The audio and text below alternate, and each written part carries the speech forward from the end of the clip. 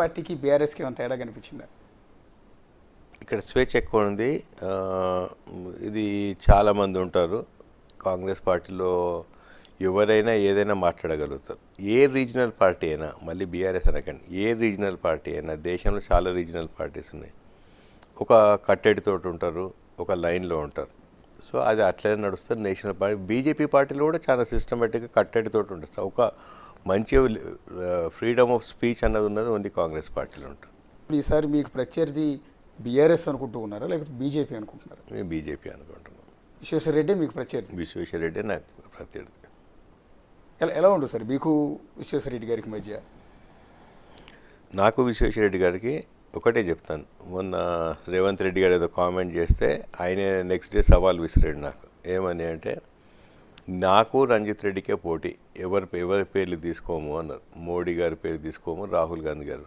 నేను ఇమీడియట్గా సవాల్ స్వీకరించి నేను చెప్పాను, ఓకే నాకు విశ్వేశ్వర రెడ్డికే పోటీ, నేను కూడా రాహుల్ గాంధీ గారి పేరు తీసుకుని పోయాను. అప్పుడు నేను ఒకటే అడిగాను, గత 10 సంవత్సరాలు 5 సంవత్సరాలు ఆయన ఎంపీ, 5 సంవత్సరాలు నేను ఎంపీ, ఇద్దరు క్యాప్టెన్ కేసీఆర్ ఉండే, అప్పుడు టీఆర్ఎస్ ఉండే, తర్వాత BRS. Play ground is the same. ఏది చేవెళ్ళ పార్లమెంట్ కాన్స్టిట్యుయెన్సీ.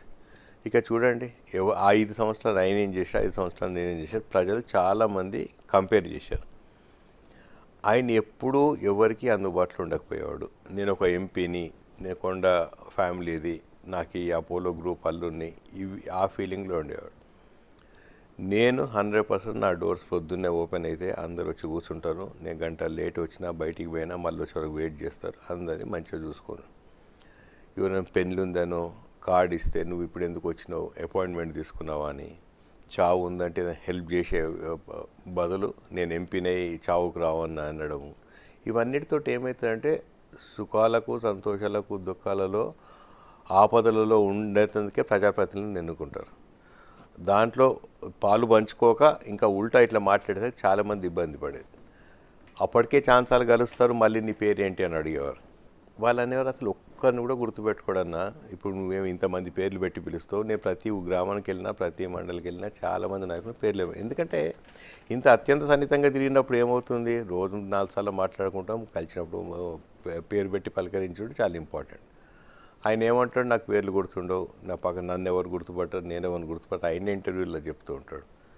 అన్నిటికంటే ఎక్కువ అందుబాటులో లేని నాయకుడు ఎందుకంటే తర్వాత ఈ గత 5 సంవత్సరాలలో ఆయన ఎప్పుడూ బయటికి రాలేదు, బయట ఏం మాట్లాడదు. ఎలక్షన్ల ముందు వచ్చి ఇవన్నీ మాట్లాడుతున్నాడు కదా. ఈ టాపిక్ ఏంది, ఎలక్షన్ల ముందే గుర్తొచ్చినారు ప్రజలు.